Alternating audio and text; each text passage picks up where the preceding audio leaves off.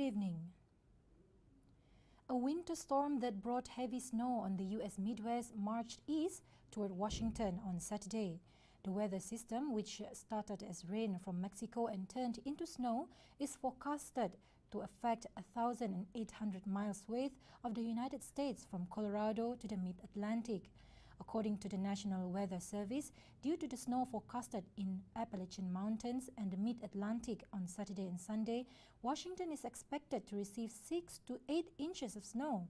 The heavy snow brought by the winter storm has caused the cancellation of dozens of flights at San Luis Lambert International Airport, and according to the highway patrolman, at least 5 people died in weather-related crashes on roads in Missouri and Kansas. Palestinian militants in the Gaza Strip fired a rocket at Israel on late Saturday, prompting revenge strikes from Israel forces on Hamas.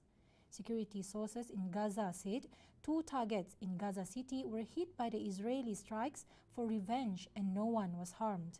The confrontations come a day after a Gaza woman was shot dead by Israeli forces during weekly protests and clashes along the Gaza border, which has killed at least 241 Palestinians.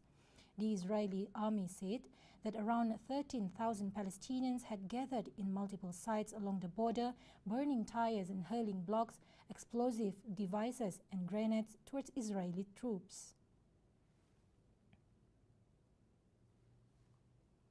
The U.S. government shutdown on Saturday became the longest in history and is taking a growing bite out of the world's largest economy.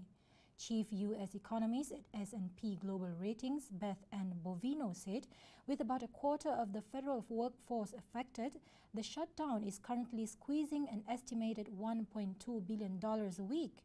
The $4 trillion federal budget is felt in the daily lives of all Americans, well beyond the 800,000 government workers now going without pay, many of whom missed their first paychecks on Friday.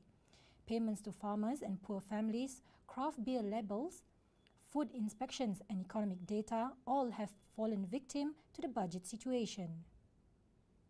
That is all the updates for now. I'm Shira Abang Manso for TV Sarawak, anytime, anywhere.